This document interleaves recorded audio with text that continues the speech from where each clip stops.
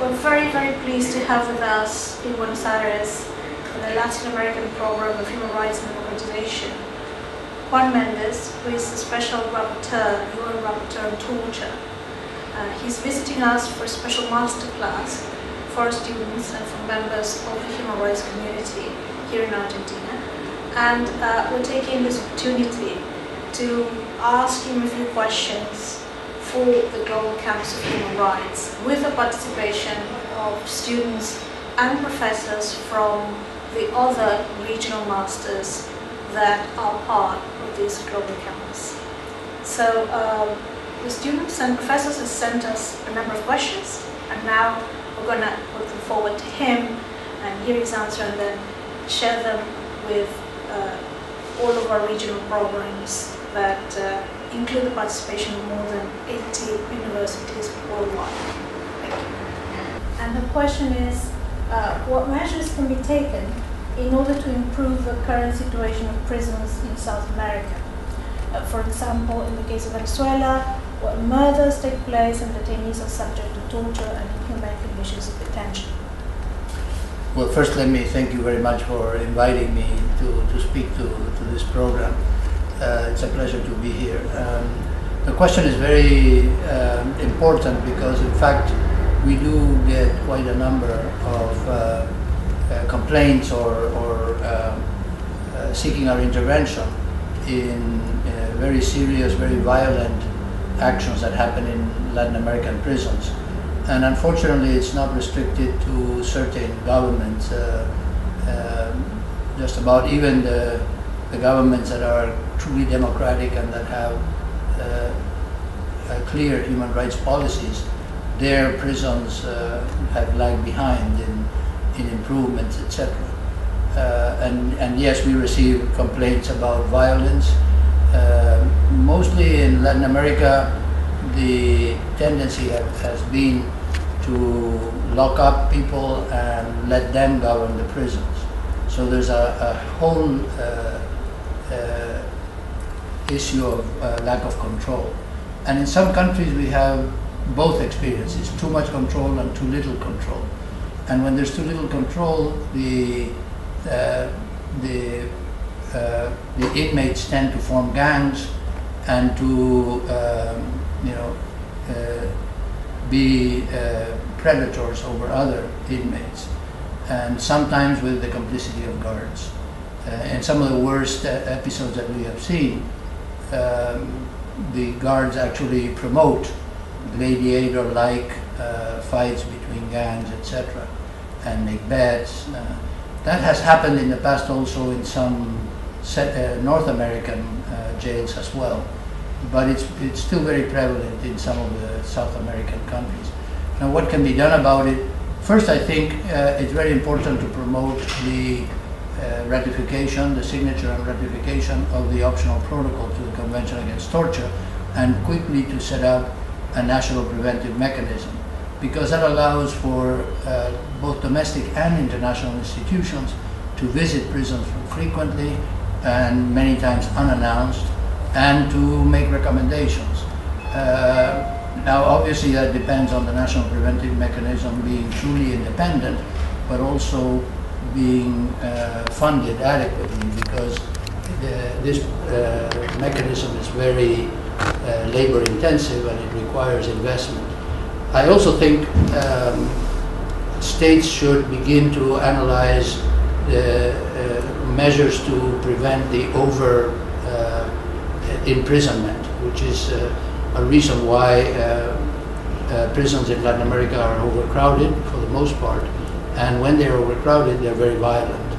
And so, for example, changing some criminal and some procedural legislation that allows for lots of people who need not be incarcerated while awaiting trial to have a system of bail or bond or some other ways of ensuring that they will face trial. In fact, our procedural laws in Latin America and our criminal laws are very antiquated, and sometimes they have been legislated, especially on the war on drugs, for example, by pressures from other countries, but also under pressure from our populations and demand a tight, hard fist on crime. And so we have legislation that only exacerbates the problems in prisons, while at the same time our countries don't invest in prisons that are humane, clean, designed to rehabilitate prisoners rather than to punish them. So there are many things that can be done, but a lot of them depend on having the political will to do it. And unfortunately, when it comes to prisons, the political will is absent, among other things, because the national consciousness doesn't demand progressive change. In fact, if anything, it demands retrogressive change. Understood. The next question is also from Martín from the European Master, Salvatore Alonso. She asks, first she comments, in the 30th anniversary of the CAT, the speakers pointed at ratification as the main objective to achieve now, whereas others, mainly civil society organizations, considered that the greatest challenge is now to focus on proper and effective implementation. Right. I would like to know your opinion about the most urgent challenge in this sense, and also I would appreciate if you could shortly elaborate on the key steps and measures that should be undertaken by the states and by the international community in order to ensure an effective implementation of CAT. Well, first, I enthusiastically support the initiative by 5 countries, one from each region of the world, to promote a universal ratification of the Convention Against Torture. I think it's a very worthwhile project. But I've also said in the meetings that we have had to that end that it's important to promote not only ratification, but also implementation, and implementation in good faith. Many countries that have already signed and ratified the Convention still lag behind in fulfilling all the different obligations that the Convention requires. If you ask me, the most important obligation, the most urgent one that needs to be promoted is the obligation to investigate, prosecute, and punish every single case of torture.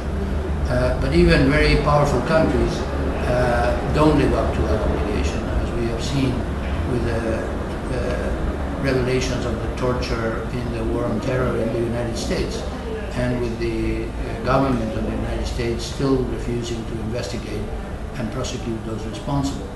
That is a big setback, because many other countries that should be also prosecuting, investigating and prosecuting, are not doing it, and they say, why look at us? Why don't you look at the powerful countries that also don't do it? So I think that would be my number one priority, to insist on that obligation, because that is both an obligation to justice but also to prevention. I firmly believe that if countries took seriously the obligation to investigate, prosecute and punish every act of torture, we would have many less incidents of torture. Of course, there are other obligations that are almost as important, but for me, that one and the fact that it's not fulfilled in practice is the largest challenge that we face today. We have 2 questions from an alumni from the Eastern Partnership Program that is based in Yerevan.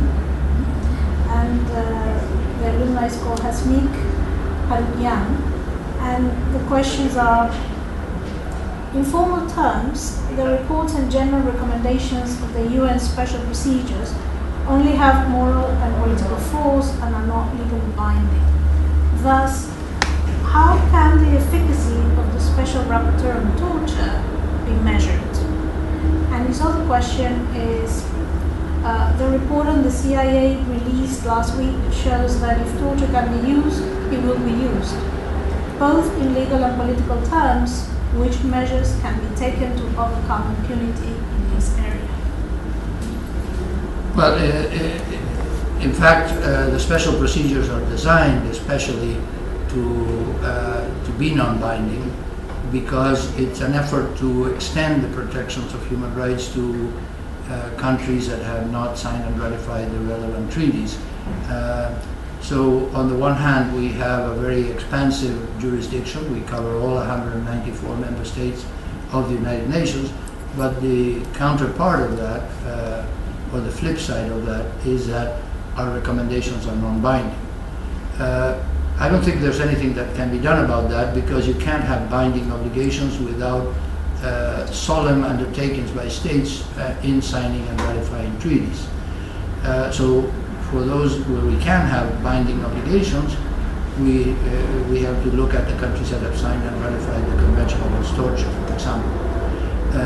With respect to the fact that, as the question says, torture will happen if it can happen. I think the good thing about the revelations of the report by the Senate Committee on Intelligence is that there is a very important price to pay for engaging in torture and doing it so deliberately. There is a political price to pay and a moral price to pay, and sometimes a legal price to pay. We are not giving up on the obligation of the United States to investigate and prosecute those responsible for those cases of torture revealed in that report. We don't expect it to happen anytime soon. But our experience in Latin America shows that sometimes what is not possible today becomes possible some years down the road. And so it's very important to keep up the pressure and pointing out the inconsistency,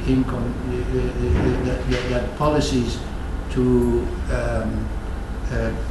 maintain impunity for these crimes are inconsistent with the state's obligations under international law, and hopefully that creates a momentum in the civil society that eventually will result in serious investigations with criminal prosecutions in mind.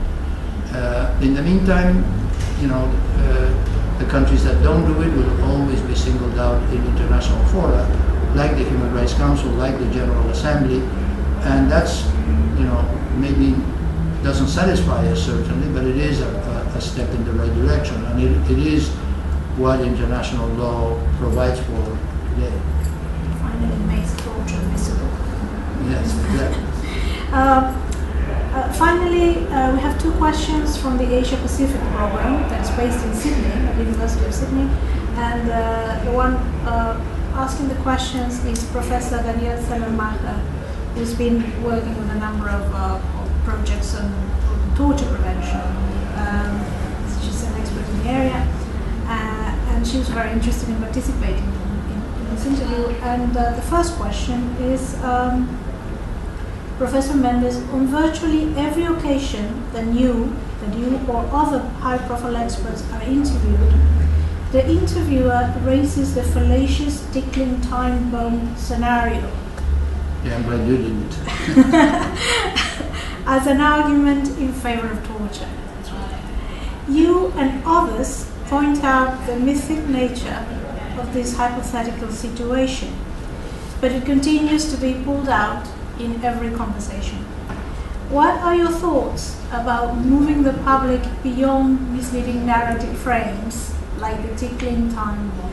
That's the first question, I think. Well, first, my sympathy with the people of Sydney for the terrible tragedy that happened this week. The question is very pointed, especially because I live in the United States and the ticking bomb scenario has been brought up again. I mean, I remember that we had that debate here in Argentina back in the 70s when, right before and during the military dictatorship. And it always seemed to me to be a fallacious argument, like the question says. It's also relatively silly. But I realize that in some countries the argument has some relevance in the sense that people are afraid of what might happen in the streets. And so for them, it's not a silly argument, it's a live argument. But in the case of the debates in the United States, what I would say is that, first of all, anybody who claims that a ticking bomb scenario justifies torture doesn't know how torture really happens. It's almost never, almost I would say 100% of the cases, never the case that people are tortured because they know where a bomb is ticking. That only happens in Hollywood type TV series. It doesn't happen in real life. And even if it were true, since the torturer doesn't know who knows where the bomb is, they have to torture 100 people, and 99 of them will not know and will be innocent. And the one who does know, because he's a seasoned terrorist, will withhold the information. So he won't be persuaded to say where the bomb is through torture. And so it's a very inefficient way of looking for information, because it just scatters resources of the law enforcement bodies in all different directions. And in fact, I think the great benefit of the Senate Committee on Intelligence report is that it debunks the argument that the torture committed during the George W. Bush administration saved lives, because those claims are proven chronologically and with good information that in fact the United States obtained much better intelligence when it conducted interrogations within the limits of the law than when they actually broke all limitations and tortured people. And finally, quite frankly, those who claim that torture may be necessary, quote unquote, that it may be ugly but somebody has to do it, quote unquote, should also deal with the fact that even if you get information that may be relevant, that may be actionable, as they say now, you have to reckon with the price that you're going to pay down the road for debasing and delegitimizing your own law enforcement bodies by creating institutions that people will fear but will not trust, by corrupting the people who are agents of those institutions. Unfortunately, we in Latin America know very well that once we go down the road of torture, as we did, it's very difficult, even in democratic times, to recover institutions that we actually need to protect us, but we can't trust them. And now that we face, in some countries, crisis of insecurity, we don't have good institutions to deal with citizens' insecurity, because we've let them be corrupted because we wanted them to torture in the periods in which we were governed by military dictatorships. Good.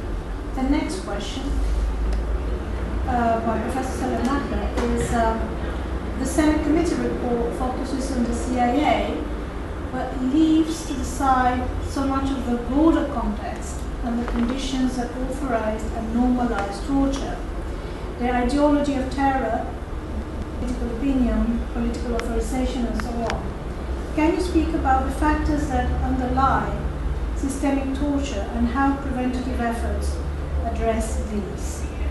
Well, first I think we should remember that in 2009, 2008 actually, the Senate Committee on the Armed Services issued a very strong report as well about the torture committed by Pentagon forces in Iraq and in Afghanistan.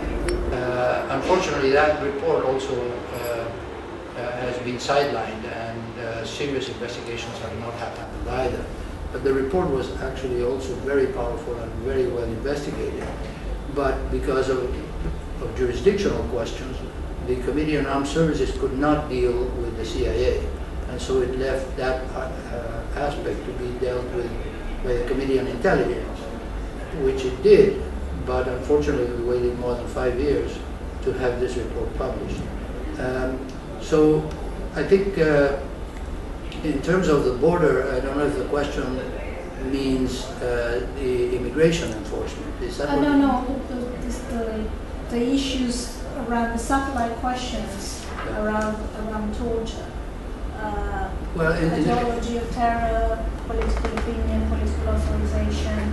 I would like to add one of my own to Professor Salamaca, this idea also of exceptionalism that you've talked many times about. Well, they talk many times about Exceptionalism. That Oh, this is exception. torture as an exceptional measure in a time of crisis. Yeah, I think that was the original justification. But then, because legally it makes no sense, because in international law and I think in domestic law, torture is prohibited under any circumstance, and no emergency, no particular exceptional circumstance authorizes torture. The argument doesn't carry a lot of weight.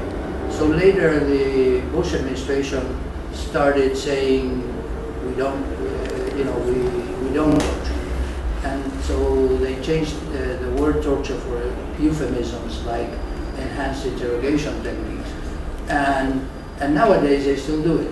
The director of the CIA, in responding to this report, carefully avoided the word torture, but significantly, he also backtracked on the claim that they could prove that torture had saved lives, when he said that it was unknowable whether the use of enhanced interrogation techniques had actually been effective. So I think unfortunately, among political actors in the United States, and sometimes, I suppose, in some segments of the U.S. public opinion, the question goes beyond whether there were exceptional circumstances. And I sometimes dub it U.S. exceptionalism, which some politicians in the United States use it as as a matter of praise for the United States, but that sometimes sounds more like the law is for everybody else. We are in the United States, so the law for us is different because we are exception. I mean, if that's the understanding, then of course the United States puts itself, over and above international law. And since the United States has been one of the champions of promoting international law, it is disgraceful, of course, that the United States could, pretend that the law applies to others but not to itself. Let me ask candidly, do you think that Guantanamo is going to be closed?